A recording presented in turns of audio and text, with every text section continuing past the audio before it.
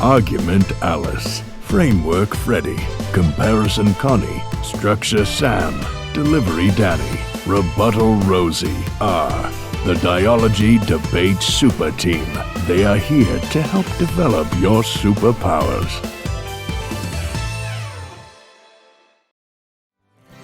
Hello everyone, Comparison Connie here, and today we will continue our discussion on impacts. We know that impacts are critical when comparing our arguments to the arguments of our opponents, but let us discuss how we can create super powerful impacts. In a debate, impacts are often broken down into three essential elements: magnitude, risk, and time frame. One easy way to remember these elements is to think of the acronym Mr. T.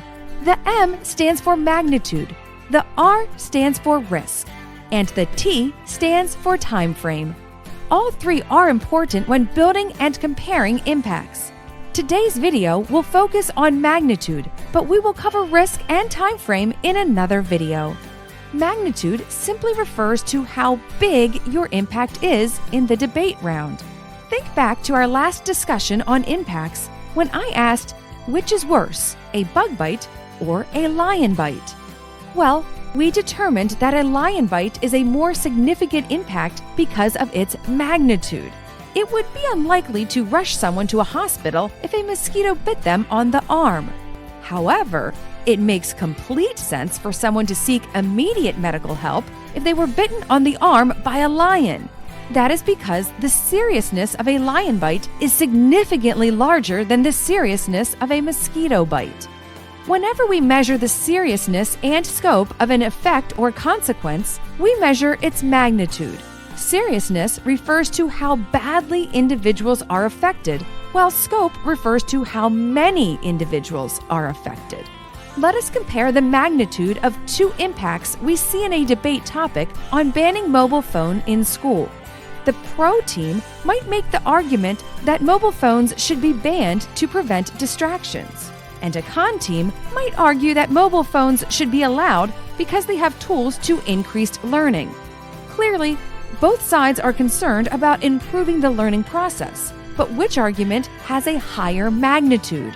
The con could argue that the magnitude of the positive effects of mobile phones is much larger because everyone would have access to tools that help their learning. However, only a few students would be distracted by mobile phones because most students would listen to the teacher and would not be distracted. So even if some students are distracted, more students are able to improve their learning. It is important to note that it is the debater's responsibility to convince the judge that their impact has a high magnitude. For example, you might believe that war has a higher magnitude than pollution, but that does not mean your judge automatically agrees with you.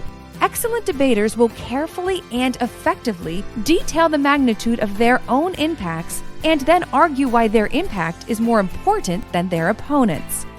Armed with an understanding of impact magnitude, I am confident you have the tools to build meaningful impacts. Just remember that one impact may affect someone differently than it affects you.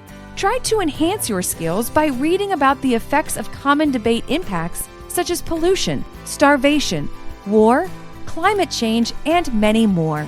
Being able to speak about the importance of your argument is the fastest way to create super powerful impacts. Good luck!